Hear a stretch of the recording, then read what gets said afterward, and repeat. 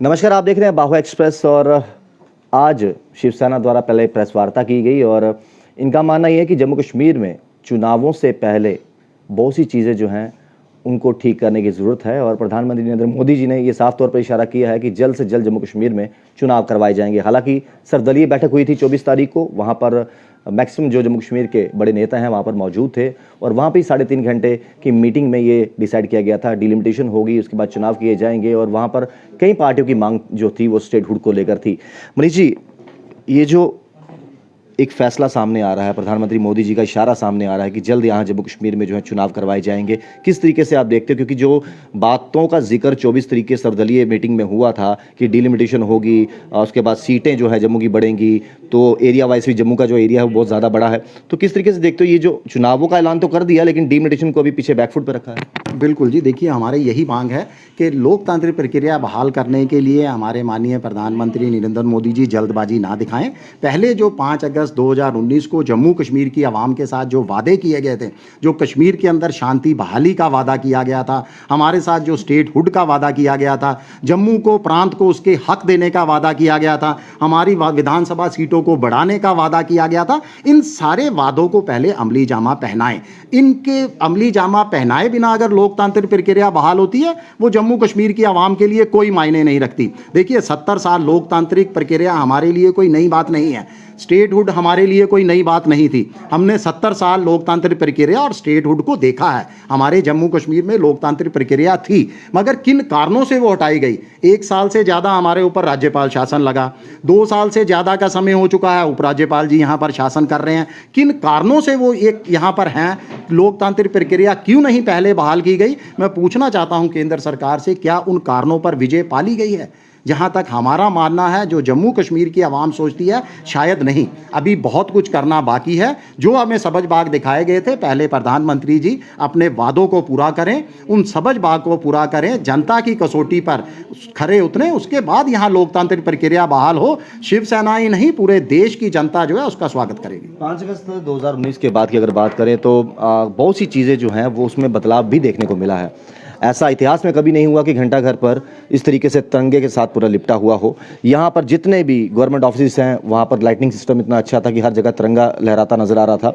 काफ़ी कुछ चीज़ें बदली हैं, लेकिन एक साथ बीजेपी ये भी कहती है कि इस समय माहौल जो है जम्मू कश्मीर में काफ़ी बेहतर है। 5 अगस्त 2019 के बाद इलेक्शंस हम करवा सकते हैं। और वहीं पर हमने देखा 15 अगस्त से पहले लगातार आप देख लीजिए 24 तारीख की सर्वदलीय मीटिंग के बाद कभी ड्रोन का मिलना, कभी हथियारों का मिलना, कभी कहीं पर एनकाउंटर होना। आपको लगता है जब ये चीज़ें साथ साथ चल रही हों और ऊपर से नो डाउट के पत्थरबाजी कम हुई है, ऐसी इसमें कोई दो राय नहीं है, ये माहौल बिल्कुल सही है इलेक्शन करवाने का? देखिए, जहाँ तक पत्थरबाजी कम हुई है या कश्मीर के हालातों में कुछ सुधार हुआ है, हम मानते हैं सुधार हुआ है और हम विश करते हैं, हम उम्मीद जगाते हैं कि बहुत जल्दी जम्मू कश्मीर पूरी तरह से शांति बहाली जम्मू कश्मीर के अंदर होगी। हमारे सुरक्षाकर्मी जो है वो बेजोड़ मेहनत कर रहे हैं, अपनी जान पर खेल कर जो है ऑपरेशन क्लीन चला रहे हैं। रोजाना वहाँ आतंकवादियों को मार गिराया जा रहा है, जिसका हम लगातार स्वागत कर रहे हैं। जो लाल चौक पे अंदर भी जो तिरंगे की रोशनी में हमारे घंटाघर को रंगा गया, हमने उसका स्वागत किया था। शिवसेना ने इसके साथ मांग भी की थी कि क्यों ना घंटाघर और ये लाल चौक की राजनीति ही खत्म कर दी जाए तिरंगे को लेकर।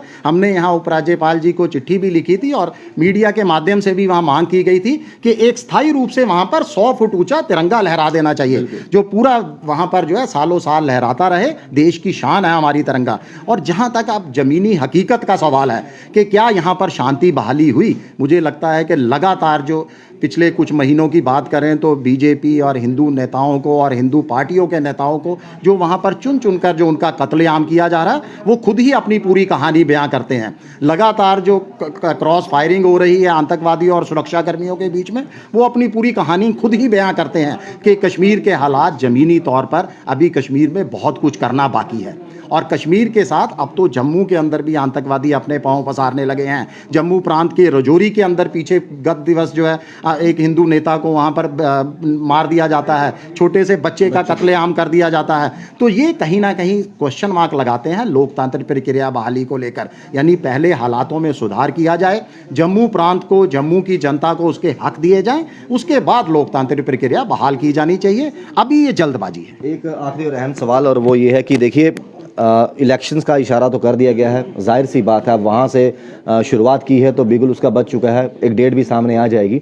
आपको लगता है कि इलेक्शन से पहले ऐसे कौन से अभी मुख्य मुद्दे हैं जिनका होना बहुत ज़रूरी है, उसके बाद इलेक्शन करवाइए? देखिए, सबसे बड़ा मुद्दा तो हम जम्मू का उठाएंगे। जम्मू प्रांत को उसकी विधानसभा सीटों का हक, हमारी मांग है कि कम से कम 50 विधानसभा सीटें दी जाएं जम्मू को, नहीं तो जम्मू को अलग राज्य का दर्जा दिया जाना चाहिए। उसके बाद कश्मीर में शांति बहाली और जम्मू कश्मीर को राज्य का दर्जा। मैं बार बार कहूँगा कि इन सबके बिना अगर लोकतांत्रिक प्रक्रिया बहाल की जाती है, वो आवाम के लिए कोई मायने नहीं रखती, वो आवाम के लिए उसका कोई फ़ायदा नहीं।